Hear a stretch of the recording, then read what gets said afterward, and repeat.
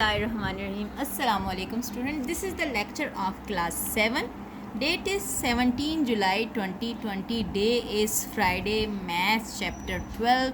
Introduction to 12B. Exercise 12B की introduction है. 12A हम कर चुके हैं. Practical geometry है.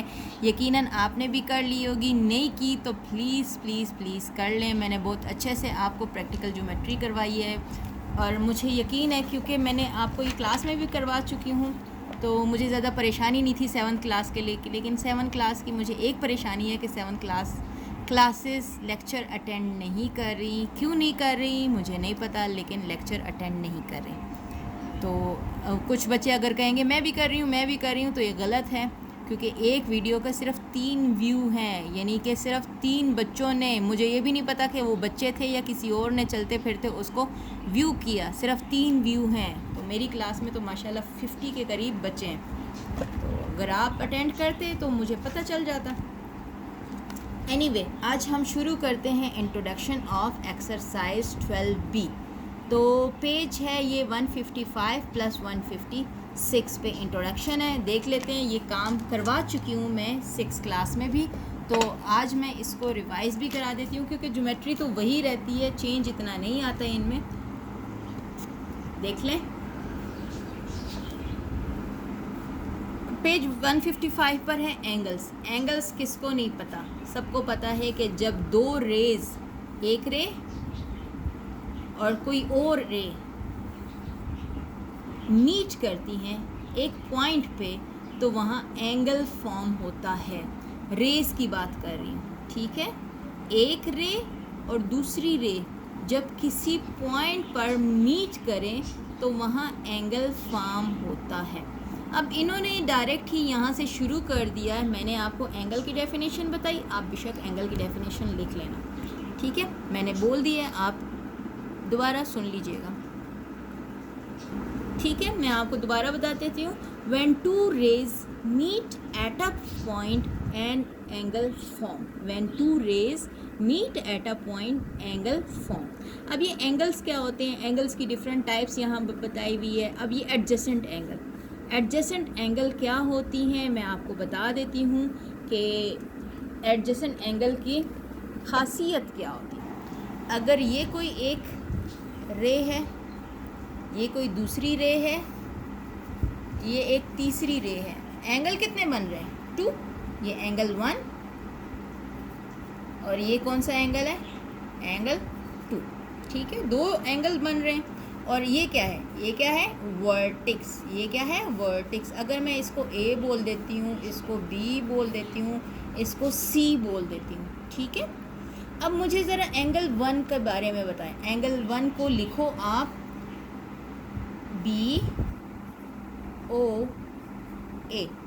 एंगल 2 के बारे में लिख लो COB, ठीक है. ये एक तो ये चीज़ दोनों में कॉमन है कि नहीं? और ये O है क्या? वर्टेक्स. क्या है? वर्टेक्स. जब 2 एंगल्स हों उनका वर्टेक्स एक हो. एक बात. 2 एंगल्स का वर्टेक्स कॉमन हो. दूसरी बात, BO हो या OB हो, दोनों सेम है कि नहीं है? यानी कि ये वाली आर्म जो है वो इसके लिए भी है और ये वाला आर्म इसके लिए भी है. यानी ये आर्म जो है एंगल का, ये वाला रे, ये कॉमन है एंगल 1 में भी, एंगल 2 में भी. यानी दोनों में एक कॉमन आर्म हो, कॉमन रे हो और कॉमन वर्टेक्स हो. तो ऐसे 2 एंगल्स को एडजेसेंट एंगल बोलते हैं. ये देखें, इन्होंने डेफिनेशन यहाँ एक्सप्लेन भी की हुई है, मैंने भी आपको बताई है. The angles share a common vertex.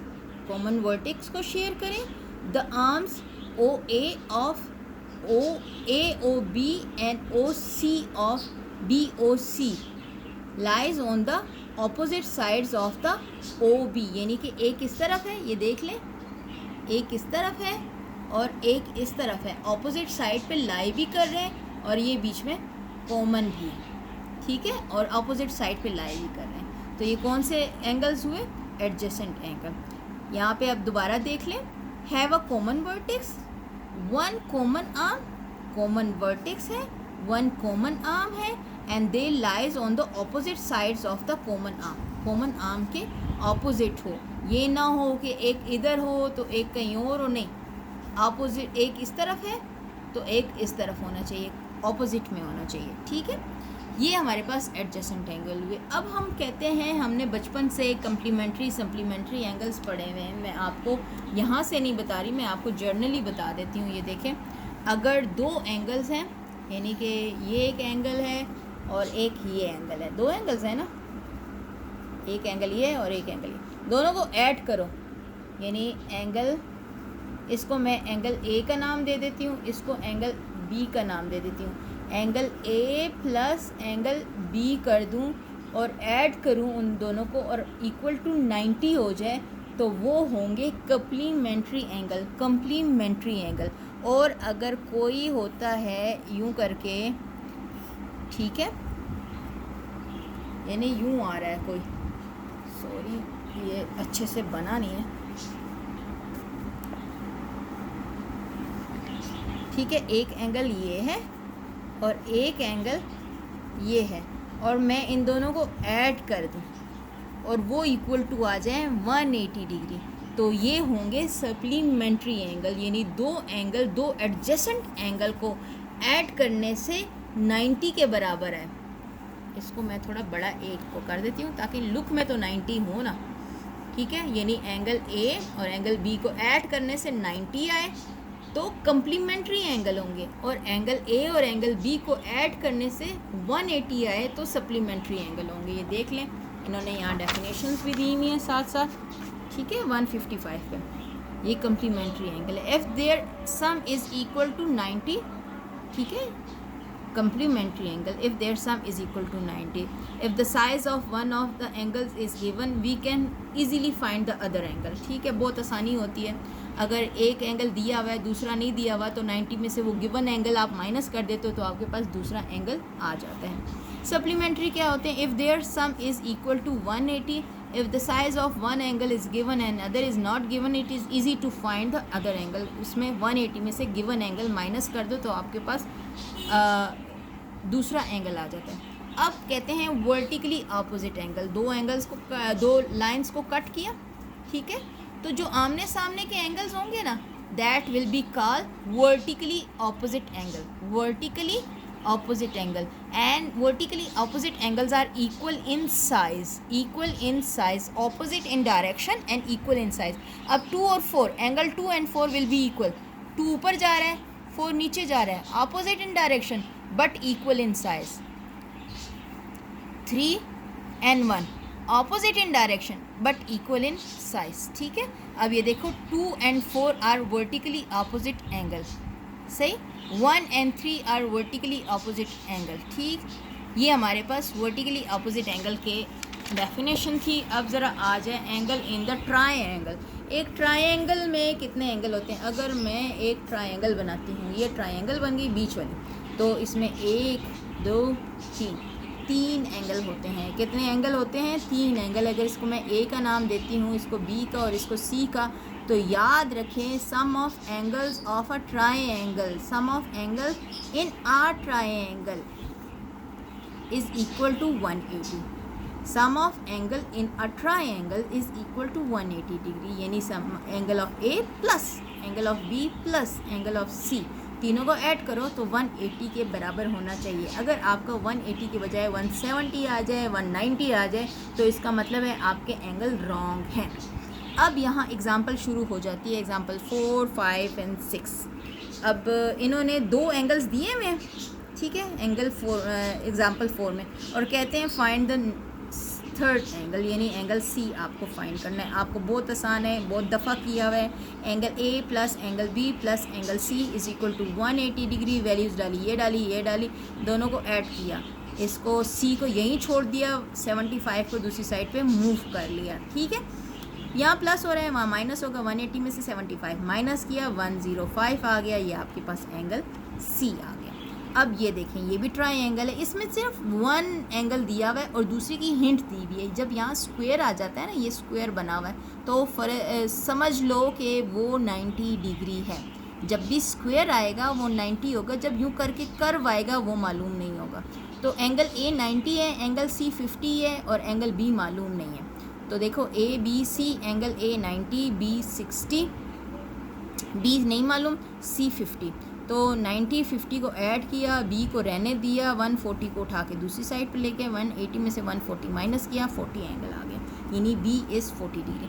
अब ज़रा थर्ड पे आ जाए। अब मैंने आपको पिछले में भी बताया था एक यूँ करके, ये इन्होंने यूँ बनाई हुई है, अगर मैं इसको यूँ बना लूँ तो कैसा रहेगा, और ये हो जाएगा सी और ये हो जाएगा ए और ये हो जाएगा डी। इसको मैंने यूँ कर लिया, ठीक है।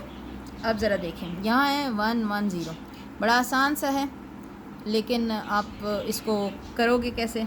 मैं तो आपको बताया था शुरू से ही कि ये अगर यहाँ पर है, इसको दो तरीक़ों से आप कर सकते हैं, या तो आप इसको फाइंड कर लो, ठीक है। ये दोनों मिलके कितने होते हैं 180, 180 में से 110 निकाल दो तो कितने बच गए 70। तो 60 + 70 और 180 में से इन दोनों को एडिशन का माइनस कर दो, ये हो गया 130, 180 माइनस 130 तो ये आ जाएगा तुम्हारे पास 50। एक तरीका। दूसरा तरीका देखें, 110 और ये है 65, और आपको पता है फार्मूला क्या है? हाँ जी, आपको याद हो गया होगा, ये फार्मूला बड़ा इजी है। Exterior angle is equal to sum of opposite interior angle. Exterior angle is sum of opposite interior angle, ठीक है। तो एक्सटीरियर एंगल क्या है 110 और ऑपोजिट इंटीरियर क्या है एंगल 60 प्लस एंगल बी, इसको उठा के इधर ले आओ, ये 0 है, तो ये कितना बन गया एंगल बी। तो हमारे पास कितना आ जाएगा 110 माइनस 60 इज़ 50 डिग्री। तो आप एक्सटीरियर एंगल के तरीके से भी कर सकते हो, और इसको पहले फाइंड कर लो, क्योंकि आपको ये पता है कि दोनों को ऐड करने से 180 बनता है। 180 में से 110 माइनस कर दो तो 70 आ गया, ठीक है। और 70 के बाद आपने इन दोनों को ऐड किया, क्योंकि sum of angle of a triangle is 180, तो 60 + 70 प्लस अननोन, तो ये दोनों मिलके 130 बना। तो 180 में से 130 माइनस किया तो 50 हमारे पास आ गए। हमने आज यहाँ तक करना था। इंशाल्लाह हम एक्सरसाइज शुरू करेंगे। एक्सरसाइज में कुछ भी नहीं है, बहुत आसान सा है, तो वो जल्दी हो जाएगा। और याद रखें कि ये हमारा लास्ट चैप्टर है फर्स्ट टर्म का, लास्ट चैप्टर है फर्स्ट टर्म का। इसके बाद मैं आपको शुरू करा दूँगी सेकेंड टर्म, ठीक है। तो आप अपने, जब मैं शुरू करवाऊँगी सेकेंड टर्म, तो आप अपनी कॉपीज़ पे मेंशन कर लेना, ताकि आपको पता चले कि आपका फ़र्स्ट टर्म कहाँ ख़त्म हो रहा है और सेकंड टर्म कहाँ से शुरू हो रहा है, ठीक है। इंशाल्लाह ईद के बाद सेकंड टर्म हम स्टार्ट करेंगे। तब तक हम लोग इस फर्स्ट टर्म के जो 2-4 क्वेश्चन हैं, वो जो एक्सरसाइज है वो रहती है, वो फिनिश करेंगे।